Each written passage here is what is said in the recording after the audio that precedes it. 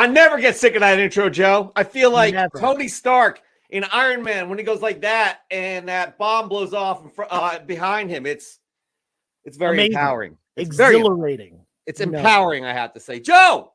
Yo. We're back here on a Sunday night. Comic Book Canon, our Canon crew is with us. So happy to see everybody here tonight. How was your week? It was good. Busy as always. Con season's coming up. I've been talking about that a lot.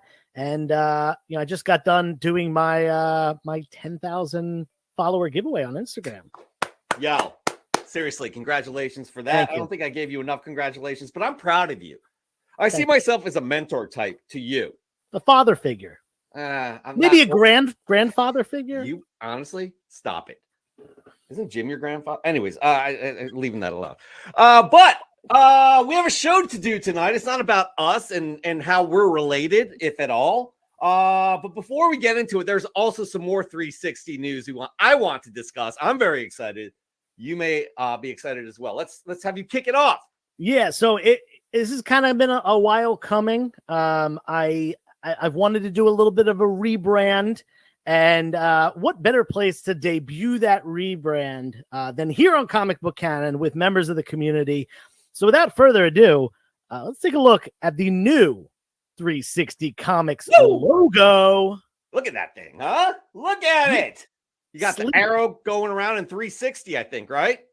360 degrees, yes, is the degree measurement of the circle. Correct. I got to say, this is an outstanding job. The firm the agency you hired obviously was very expensive. However, you got your money's worth no matter what. I know you spent about close to $100,000 on this rebrand, but I'm very happy to see this. I think it's modern. It's slick. It definitely speaks to you as an individual as being modern and slick too. Yeah. I have been doing this social media thing for like 2.5 years now with comics. And for the majority of that time, right about 2 years, I've been using that same look. What the hell is going on? What's going on? What the hell is going on?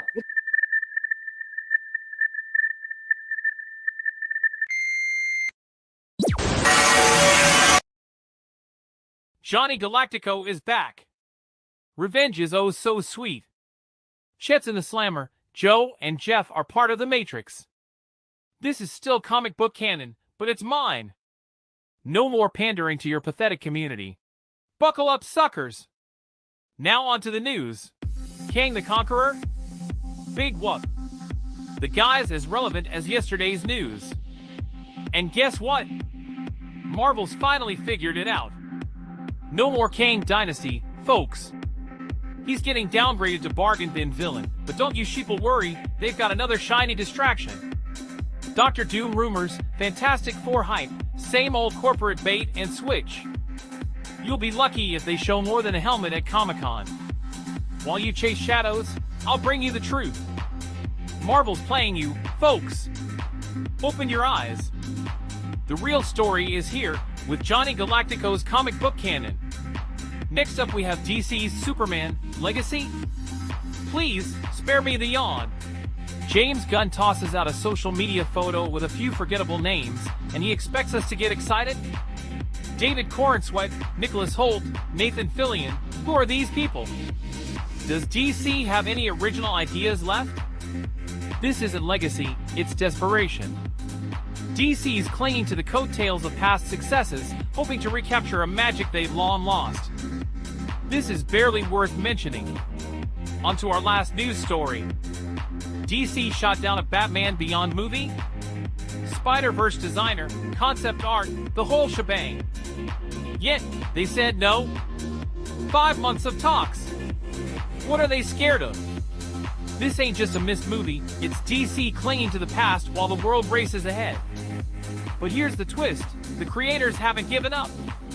They're still talking, aiming for James Gunn himself. DC, wake up! Embrace the new or get left behind. Viewers, demand more. Demand a Batman Beyond film. And that's it for the news. Now it's time for Ask Joe. Ask Joe.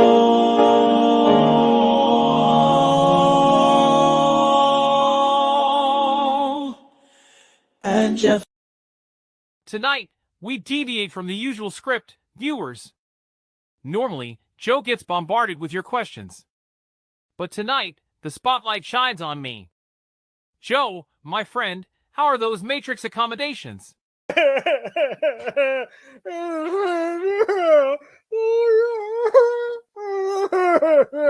I'll translate Joe's silence for you. Oh, Johnny, the accommodations are phenomenal. Breathtaking landscapes, exquisite virtual cuisine, a truly luxurious experience. But enough about Joe's digital sabbatical. Time to ditch the Matrix misery and dive into something truly revolutionary.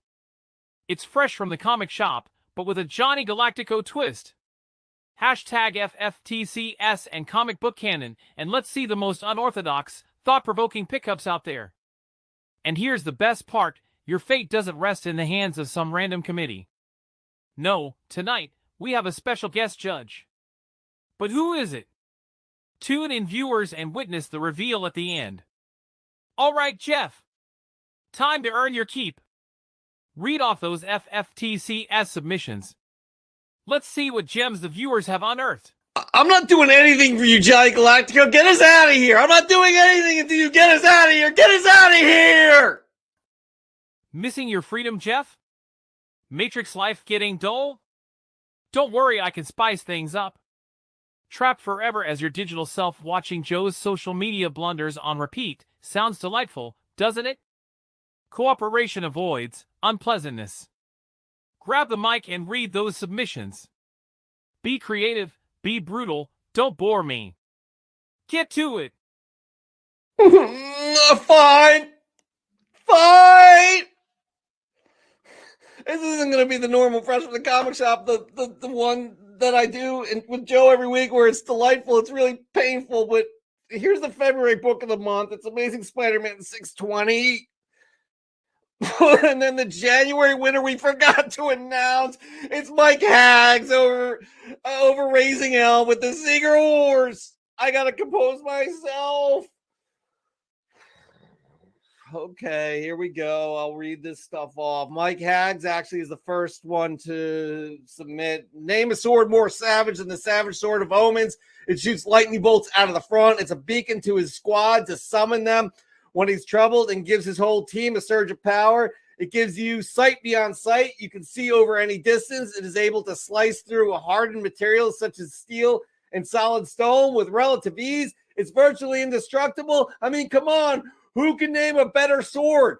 Thundercats was everything I was as a kid. You couldn't tell me I didn't have sight beyond sight. My submission for Fresh from the Comic Shop. Thanks for the tags, everyone, all day long. I'm happy I'm out of jail. I don't know what that means, but Joe and I are in jail. Josh's Comics, Batman number 635, CGC 9.8, first appearance of Jason Todd as the Red Hood. I've been sitting on this one for almost a month. That's not a Fresh from the Comic Shop, Josh. Why? I have no clue. I knew I wanted a copy of Batman 635 at some point in the collection. I was going to go with an 8.0, but I said, you know what? This is a huge key and one of the biggest in modern comics. So my good friend Pope at Chili Town had a 9.8, just waiting to find a home. I will give it a home, and I'm extremely happy. It's part of the collection. Shout out to Mike for always coming through and helping me add amazing books to this, to the collection. Definitely give him a follow and check his claim sale for amazing books and deals. P.S. It may not be my normal looking submission, but it is worthy of a Fresh from the Comic Shop. I mean, yeah, it's your home. You mentioned home. I'd like to go home. Joe wants to go home. But at least you're with a community member who can keep you warm, such as Mike, a.k.a. Pope of Chili Town. Gooners Lurkers next. Went to a couple shops today and wanted to fill my Punisher Volume 2 run. I was sifting through and got curious to see if they actually had the number 102, which I think is the hardest issue to find in that whole run. And to my amazement, they not only had it, but I was able to get it for $15. This iconic Bullseye cover was done by Frank Tarrin. To be honest, there are only about 3 issues in this whole run that have value, and this is one of them. It's eluded me for years, but I'm stoked to have this in the PC. Thanks to I Want More Comics for supplying me with this great find. I only have about a dozen issues left to complete the whole Volume 2 run. It's been years in the making for me. Hope everyone at the Canon enjoys. I enjoy that, but I don't enjoy being stuck in this matrix. Mark Leneker, Detective Comics 647 to 649 from 1992. A Copper Age newsstand trio. First appearance of Stephanie Brown, a.k.a. Spoiler, a.k.a. Robin, a.k.a. Batgirl, a.k.a. Spoiler. Again, a.k.a. one of the Batgirls. Crazy to think she's been around for 30 years. Where does the time go? I don't know, but we're wasting a lot of time as digital avatars as ourselves. Would love to be back in the real world.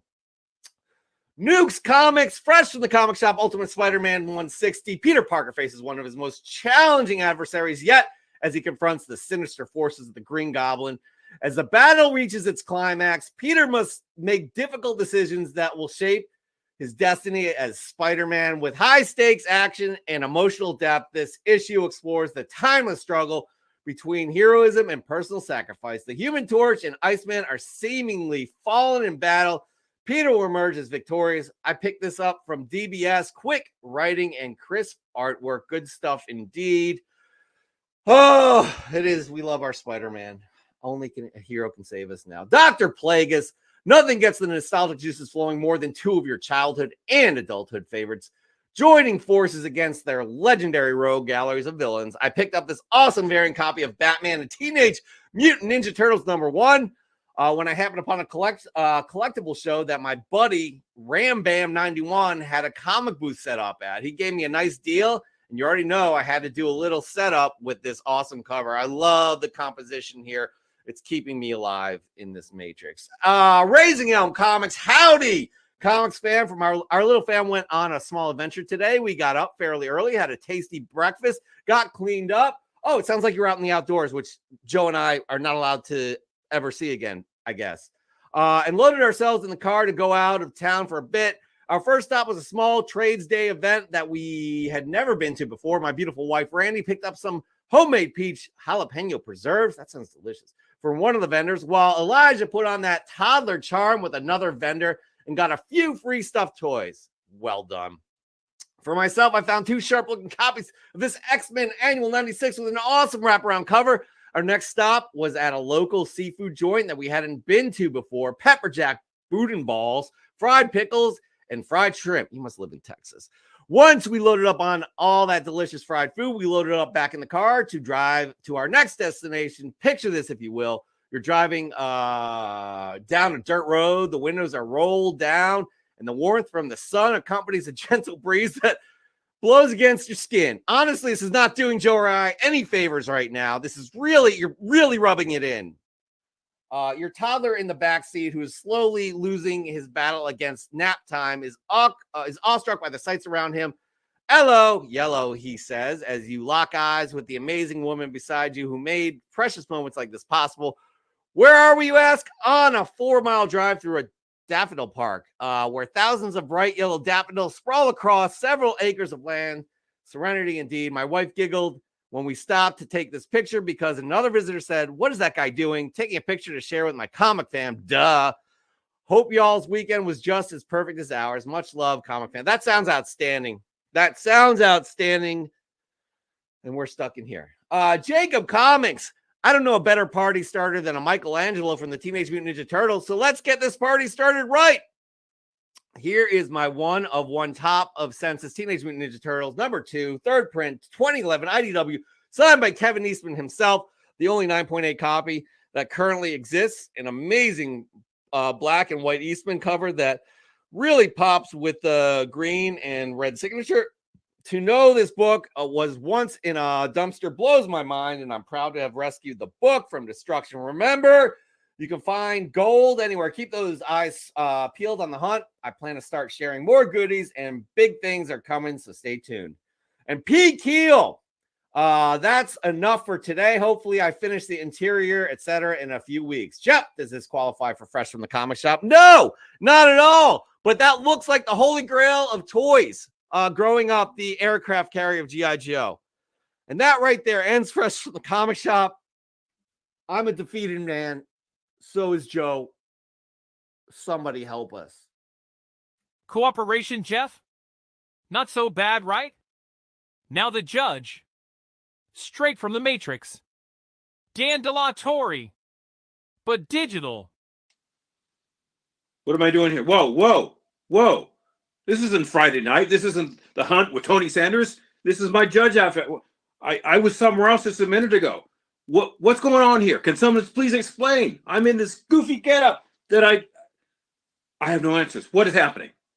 Seen the submissions, Danny boy? How am I supposed to... Wait a minute. How do I know all these submissions in my head suddenly? This doesn't make any sense. How am I supposed to... Wait a minute. How do I know all these submissions in my head suddenly? This doesn't make any sense. How am I... Name this episode's semi-finalist.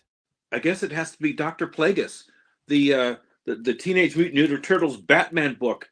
That's far better than anything I see here. And I'm hoping that I'm cooperating with whoever's in charge of this whole thing, that I'm released as soon as possible. Well, well, well. A bold choice, Dan. Let's see if the rebellion holds up in the final round. Now, before we sign off, a begrudging thank you, Jeff, for your performance. And Joe, thanks for being the silent hype man. As for our judicial guest, thanks for playing along, Danny boy. Remember, this is the new canon, unpredictable, chaotic, and fueled by your fear. You get the final comments of this week's episode, Dan the man. I don't know how I know this, but I know the canon is in trouble. The whole canon universe is in dire need for someone to save it.